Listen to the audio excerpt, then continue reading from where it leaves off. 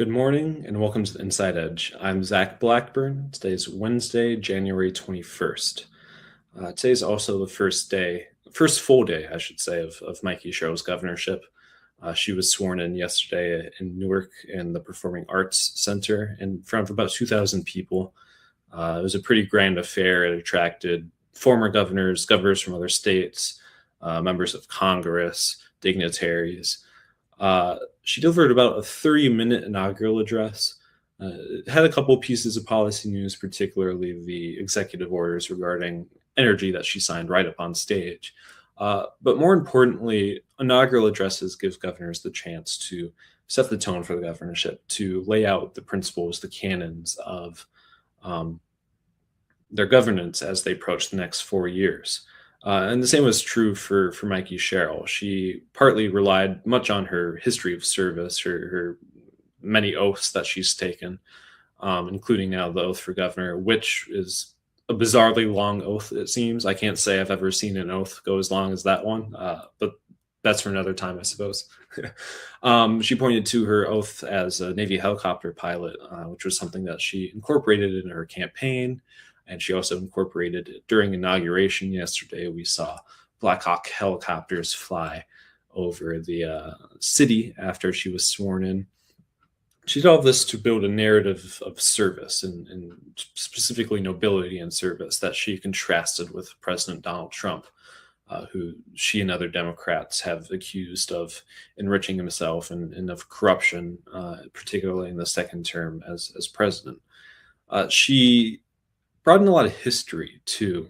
She took her oath on a copy of the state constitution, U.S. Constitution, and Declaration of Independence that once belonged to William Patterson. Mr. Patterson was the second governor in New Jersey's history. He's the eponym for Patterson, New Jersey. He became a Supreme Court justice after 3 one-year terms as governor. And she also brought history into the text of her speech. She laid out some grievances that colonists had laid out in the Declaration of Independence against King George III. For one, the fact that King George III had placed standing armies in colonies without the consent of legislatures. And she directly alluded to Donald Trump while discussing these grievances. She said that there are parallels between the behavior of King George III that led to the American Revolution and the behavior now of President Donald Trump. She played to her base in that way, and it was a message that worked during the campaign that got her a 14-point win. She also discussed opportunity. The title of the speech was "The Door to Opportunities in New Jersey." New Jersey's innovations from the light bulb to musicians like obviously Springsteen, but also SZA is a fun name to have out there. Opportunity in terms of civil rights and people moving from the South up north for civil rights. She discussed her grandfather's union job. She really just played into New Jersey's roots and discussed what makes New Jersey a revolutionary state in her eyes.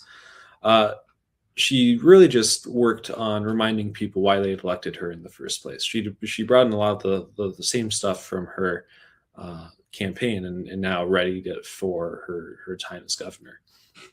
But at some point, the policy does start, and it starts soon. Phil Murphy's first budget address was on March 13th, 2018. So that gives, if she follows the same schedule, a little less than 2 months before Governor Sherrill will be giving her first budget address. And it's a budget that could be sneakily difficult, according to some analysts, but that's also a thing for later.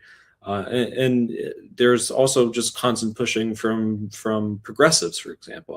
Assemblywoman Ellen Park said that she will reintroduce legislation protecting certain rights for immigrants after Governor Murphy pocket vetoed it in his final hours as governor. So we will see how that goes. But for now, New Jersey has a new governor for the first time in 8 years. Thank you, and have a good day.